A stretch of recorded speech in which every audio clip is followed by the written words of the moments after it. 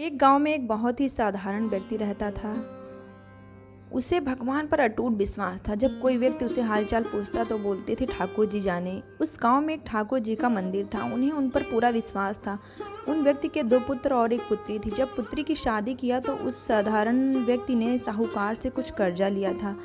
कुछ समय बाद दोनों पुत्र ने पिता को बोला, यह लो पैसा और साहूकार को देकर कर्ज से मुक्त हो जाओ। उस व्यक्ति ने जाकर साहूकार से कहा, यह लीजिए साहूकार जी आपका मूलधन और ब्याज, और मुझे अपने कर्ज से मुक्त करा दीजिए। साहूकार ने एक पेज पर लिख दिया कि उसका पूरा कर्ज ब्याज सहित प्राप्त हुआ। अब आप कर्जा से मुक्त हैं। साहूकार ने उस व्यक्ति से पूछा, इस पर क्या लिखा हुआ है? उस व्यक्ति ने कहा, मैं तो नहीं जानता, अनपढ़ हूँ। जो लिखा है वह ठाकुर जी जाने। साहूकार समझ गया कि व्यक्ति बहुत सीधा है। उसके मन में लोभ आ गया। साहूकार ने उस व्यक्ति को कहा, अंदर जाकर एक गिलास पानी ले आओ।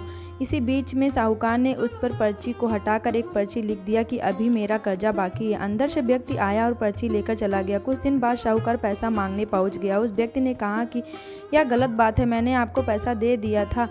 मामला कोर्ट में चला गया। कोर्ट में व्यक्ति को बुलाया गया। व्यक्ति और जोर से रोने लगा और बोला कि ठाकुर जी जानते हैं कि मैंने आपको पैसा दे दिया है। जज साहब ने पूछा, कोई गवाह है जिसने आपको साहूकार को पैसा देते देखा? उसने कहा, ठाकुर जी हैं।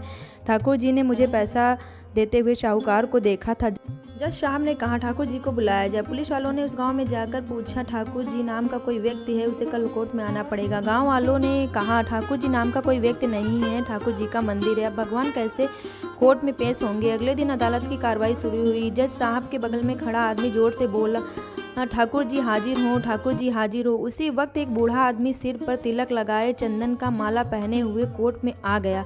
उस व्यक्ति ने कटघरे में खड़ा होकर बोला, सर मैं ठाकुर जी हूँ, बताइए क्या बात है? जज साहब ने ठाकुर जी से पूछा, क्या आप इस व्यक्ति को साहूकार को पैसा देते हुए देखे थे?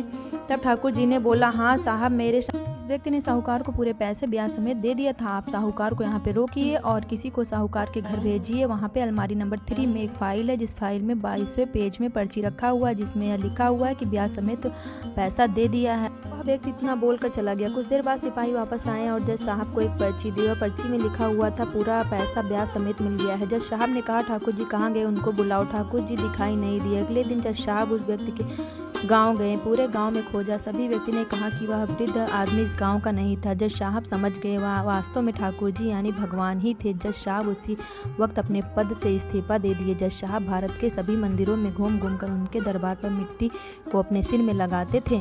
किसी मंदिर में बैठते नहीं थे। जज साहब कहते थे, हमने भगवान को अदालत में बुलाकर खड़ा किया था, फिर मैं किसी मंदिर में कैसे बैठ सकता हूँ? इस तरह जज साहब काफ़ी बदल गए। तो दोस्तों, ये कहानी आपको कैसी लगी कमेंट ज़रूर बताइएगा। और जिन्हें लगता है भगवान है, जो भगवान पे विश्वास करते हैं, भगवान सदैव उनके लिए खड़े रहते हैं और आके उनकी मदद करते हैं। तो ऐसे अगर आप भगवान को प्यार करते हैं और सच्ची कहानियाँ सुनना चाहते हैं तो आप मेरे चैनल को सब्सक्राइब कर लीजिए। मैं आपके लिए अच्छी अच्छी कहानियाँ लाती रहूँगी जो आपको भगवान से जोड़े रखेगा। मेरे चैनल को लाइक कीजिए, सब्सक्राइब कीजिए, शेयर कीजिए।